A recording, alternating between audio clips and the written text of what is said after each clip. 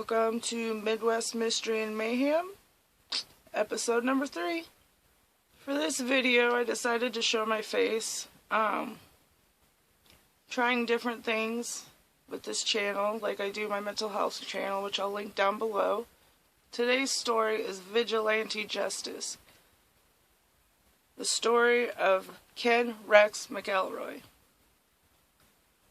Now this is a different kind of story, and it's a different kind of victim. And once I'm done, I would like you to drop a comment and let me know if you think what the town did was warranted or if you think it was wrong. I would genuinely like to know your opinions. I hope you stick around for the entire case. A 47-year-old man was murdered in broad daylight on July 10th, 1981 in Skidmore, Missouri. Angry bullets pierced through the glass of his truck and hit him in the back of the head. He was gone instantly. There were at least 30 bystanders, and to this day, not one has come forward with who the shooters were. Ken Rex McElroy was known as Skidmore's bully, but he was so much more than a bully. He was a hellion and he was violent. In order to tell the story of McElroy's murder, we have to start at the very beginning. McElroy was born June 1st, 1934, to two sharecroppers down on their luck, Tony and Mabel McElroy. He was the 15th child out of 16. When McElroy was a young child, he fell off his parents' hay wagon on their farm, and his head injury was so bad they had to implant a steel plate in his head. There's speculation that this could have led to his violent behavior and his impulsive behavior later on in life. McElroy dropped out of school after 5th grade, and he was considered illiterate. By the age of 13, the local cops all knew his name because he had been in trouble several times for small offenses. He grew into a very intimidating man. He was over 6 foot tall and he weighed 270 pounds. Throughout the years, his offenses grew worse. There was cattle and hog theft, there was grain theft, there was arson, burglary, child molestation, and statutory rape. Now keep in mind, he wasn't necessarily convicted of all these charges. He knew how to hone in on a weak person. He knew who the weak person in a group was. And he would intimidate that person to get what he wanted. And most people in the town would give him what he wanted because they knew he wasn't afraid to use violence. He wasn't afraid to go through with his threats. Even most of the police force were afraid of McElroy. Not to mention, the man always had a gun around, and he would use it. He would stick it in people's faces constantly and threaten them with it. He was all around Skidmore waving his gun. He leased his own land, and he had a large amount of money all the time. He trafficked in hunting dogs, and he was great at training them, and he was great with dogs. He also would steal cattle, and he would auction them off or sell them to strangers for extra cash. McElroy had married several times, and he even fathered up to 15 children. In 1971, he met Tina McLeod. There's some sources say she was 12 years old at the time. Others say she was 14. Either way, she was way too young. 2 years into their relationship, she got pregnant with a baby boy, but he would emotionally berate her and he would physically abuse her. So one day she had enough of it. She packed up their son and her things and took off to her parents' house. Unfortunately, he came for her, and the consequences were devastating. He shot the family dog, and then he set their house on fire, and it burned to the ground. Thankfully, nobody was injured. But his parents were too afraid to turn it in. So Trina felt that she had to go back with him. One day at a doctor appointment, she let it slip about her abuse, about the way he treated her, about him setting her parents' house on fire. The doctor found this horrifying, of course, and he called CPS, or at least what we call CPS now. Trina was put into a foster home, and he was charged with statutory rape and child molestation since she was so young. But he knew that if they married, she couldn't testify against him. And this is how she became known as his child bride around town, which is disgusting, quite frankly. But he convinced her to marry him, and he got the permission from her parents because they were much too afraid to say no to him. So they got married and the charges were dropped. Now I think it's sad because I think years after the abuse, I think of all the years of abuse and being with him and being manipulated and probably slightly brainwashed, Trina ended up becoming kind of his partner in crime in the smaller offenses. I think she really did love the man.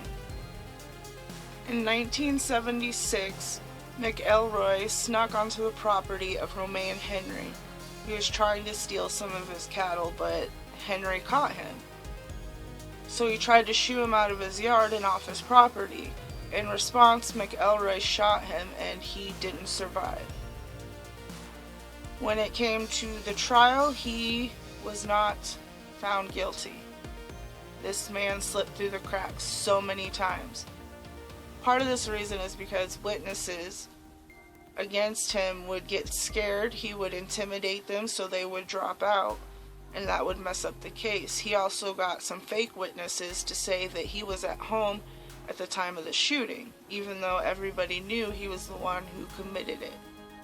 In April of 1980, Trina was in the family-owned grocery store in Skidmore with their 4-year-old daughter. There was a miscommunication between her and the clerk, and she thought the clerk was accusing the 4-year-old daughter of stealing candy, and this resulted in a verbal confrontation between the two. When she went home and told McElroy of the incident, you can imagine what the temper he had and how violent he was. He was pretty ticked off. Now the owner of this store, which isn't the clerk, was Ernest Bowenkamp. Again, it was a family-owned store. He was called Bo lovingly. People loved this man. They respected him a lot. Well, when McElroy found out, he took Trina back to the grocery store. Now, he just stood back while Trina once again verbally assaulted the clerk, Evelyn Sumi. But the terror didn't stop there. Because of the incident, McElroy and Trina decided to haunt the Bowenkamp family and Evelyn, who lived on the same street. They would be sitting in their truck at night when they closed the store. They would park on the street and just sit there for hours, staring at their houses, and sometimes McElroy would get out of the car and shoot his gun at a tree or up into the air to give them a scare. At one point, McElroy even offered Lois, Bo's wife, money to fight his wife. Of course, she denied it. They just wouldn't stop harassing everybody that worked at the grocery store. On July 8th, 1980, Bo was sitting on the loading dock in the back of his store waiting for a repairman. McElroy pulled up and there was a verbal confrontation. It ended with him shooting Bo. He shot him in the neck. It was 3 inches from his head. He was lucky, but he did survive. At the time, Missouri State Highway Patrol Trooper Richard Stratton was one of the few police officers that McElroy even slightly respected. And he wasn't one to let him get away with everything, and he didn't show fear around McElroy. Stratton's wife had had a few run-ins with McElroy herself. There would be harassing phone calls. he and Trina would park and block their driveway all the time. One time he came up to her car window when she was leaving for church and put a gun in her face. She ended up in a grocery store walking around for a long time waiting for him to leave the parking lot of the grocery store. A Tuesday all points bulletin was put out for McElroy as soon as they discovered Bo. Now, Stratton was familiar with all the dirt and gravel roads that McElroy used frequently to get back and forth between Missouri and Kansas. So he followed those roads and he was the one to find McElroy's green Chevy Silverado. He was also the one that got to arrest McElroy and let him know he was being arrested for first-degree murder. But he bonded out the very next day. While waiting for his trial, the Bowenkamp family and Evelyn Sumi were terrified. They were afraid he was going to come back for them and get retribution or to finish what he started. So they would take turns sleeping. They would sleep in shifts. They would have family and friends watch their street at night. They would send messages back and forth to each other if he showed up at one place. It was pretty bad. In 1981, McElroy was found guilty by a jury of his peers. Unfortunately, he wasn't found guilty of first-degree attempted murder. Instead, he was found guilty of a much lesser charge, second-degree assault, and he was only sentenced to 2 years in prison. But the town of Skidmore didn't even get that 2 years to breathe, because not long after, he was out on an appeal bond, which meant that he was allowed to walk free until he exhausted all his appeals.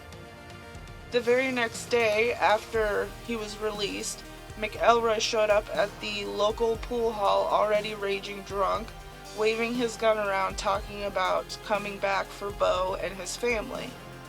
Now, it was against his bond agreement to have a weapon, so all the witnesses turned him in. They even wrote letters to the Missouri authorities and even the Attorney General, but nothing again was done. On July 10th, most of the residents of Skidmore showed up at the Legion Hall to have a meeting. Now, I couldn't find anything that said what they spoke about or what was discussed in this town meeting, and I don't think anybody but the people that were there know. Well, as they were leaving the Legion Hall, McElroy and Trina were leaving the local pool hall with a six-pack of beer, and of course, McElroy had his gun with the bayonet on it. McElroy and Trina climbed into their green Chevy truck, and McElroy started the truck up. There was a man standing behind the truck and a man standing about half a block in front of the truck. The next thing Trina knew, glass was shattering and somebody had shot McElroy in the back of the head. He died instantly. In the middle of her screaming, one man pulled her out of the truck and took her to the nearby bank to make sure she didn't get hit with any bullets.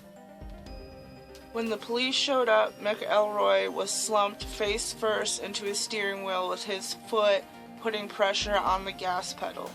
So that's the way his foot landed when his body slumped. They found 2 different shell casings from 2 different guns. There was a .22 Magnum shell casing, and there was an 8mm Mauser, I think is how it's pronounced, shell casing. It's a German World War I long-range rifle. These guns have never been found.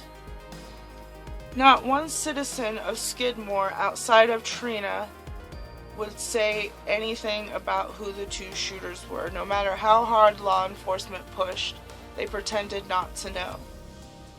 The FBI even stepped in eventually, and still nobody cracked. Trina, on the other hand, came forward with one of the shooters' names that she was 100% sure she saw. His name was Del Clement. Del Clement was the part owner of the local pool hall, and he had had several run-ins with McElroy before. However, she went to the grand jury, she went to the local authorities, but nothing was done.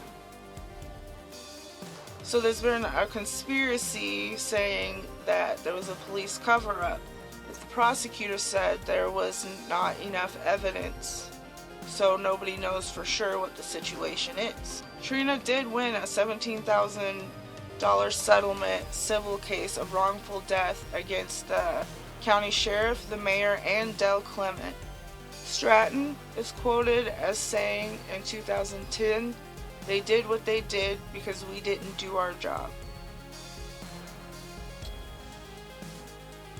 So I hope this story is a head scratcher for you, because it kind of is for me. I mean, the whole town pretty much knows who did it, and not one person has opened up. So what do you think? Do you think it was wrong for them to have killed McElroy? Or do you think it was warranted because he possibly could have gotten worse and more violent? Drop your comments down below. I'd love to hear. If you have any cases from the Midwest you'd like me to cover sometime, drop a comment. I'll definitely check them out. I like missing person cases. I like to help some people. I have a few I'm looking into. Just anything crime and Midwest related. Until next time.